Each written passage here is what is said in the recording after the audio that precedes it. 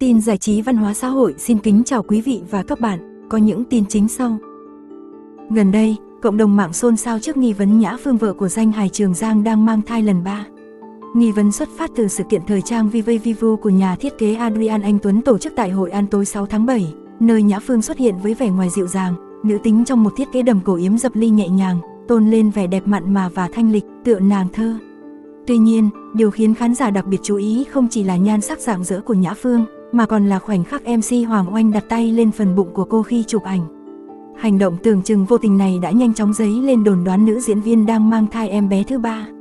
Trước đó, trong một số lần xuất hiện gần đây, Nhã Phương thường chọn những bộ trang phục rộng rãi, bay bổng, khác với phong cách ôm sát quen thuộc. Điển hình là vào tháng 6, cô mặc váy suông trắng, khéo léo che phần eo, càng khiến công chúng đặt nghi vấn. Nhìn lại 2 lần mang thai trước, Nhã Phương cũng thường xuyên lựa chọn trang phục giấu dáng và hạn chế xuất hiện trước truyền thông, càng khiến tin đồn lần này có thêm cơ sở. Dù vậy, cả cô và Trường Giang vẫn chưa đưa ra bất kỳ phản hồi nào trước sự quan tâm của dư luận. Nhã Phương, sinh năm 1990, bắt đầu sự nghiệp với vai diễn trong Những Thiên Thần Áo Trắng và nổi lên từ phim ngắn Xin Lỗi, Anh Chỉ Là Thằng Bán Bánh Giò. Sau đó, cô gây ấn tượng qua nhiều phim truyền hình như Tuổi Thanh Xuân, Zippo, Mù Tạt và Em và điện ảnh như Quả Tim Máu. Năm 2018, cô và Trường Giang chính thức kết hôn sau thời gian dài hẹn hò. Họ hiện có 2 con, bé Destiny, sinh năm 2019, và bé Hope sinh năm 2023. Kể từ khi lập gia đình, Nhã Phương giảm dần hoạt động nghệ thuật, dành nhiều thời gian cho gia đình. Cô từng chia sẻ mong muốn tổ ấm thêm đông vui, nhưng cũng thừa nhận không tránh khỏi áp lực khi nuôi dạy nhiều con nhỏ. Nếu nghi vấn mang thai lần 3 là thật, đây sẽ tiếp tục là một tin vui của cặp đôi nổi tiếng trong showbiz Việt.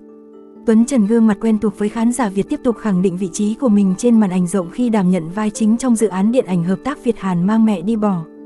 Không chỉ gây ấn tượng bởi lối diễn xuất sâu sắc, nam diễn viên còn ghi điểm nhờ tinh thần cầu tiến và thái độ làm việc chuyên nghiệp, khiến đạo diễn Hàn Quốc Mo Hong Jin không ngần ngại gọi anh là viên ngọc của điện ảnh Việt Nam.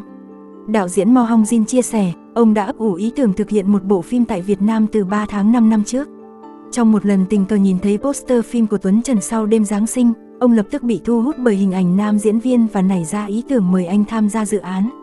Khi có cơ hội hợp tác, sự lựa chọn của ông hoàn toàn được khẳng định. Tuấn Trần có khả năng diễn xuất thiên bẩm, là viên ngọc quý của thị trường điện ảnh Việt, đạo diễn Hàn chia sẻ. Ông đặc biệt xúc động với phân cảnh Tuấn Trần khóc trên đường, thể hiện nỗi đau của một người con khi chăm sóc mẹ mắc bệnh Alzheimer. Để hóa thân chân thực vào vai Hoan, một thợ cắt tóc phải gồng gánh chăm sóc mẹ bệnh tật, Tuấn Trần đã dành 2 tháng để rèn luyện kỹ năng cắt tóc.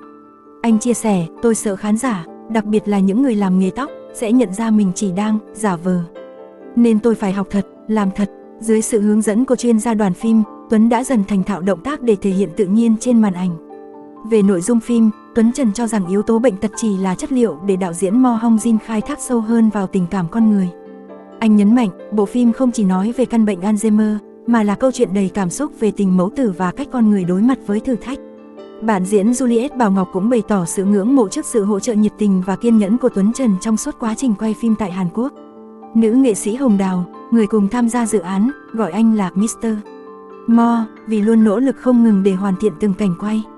Với những gì đã thể hiện, Tuấn Trần đang chứng minh anh chính là một trong những diễn viên trẻ đầy triển vọng của điện ảnh Việt.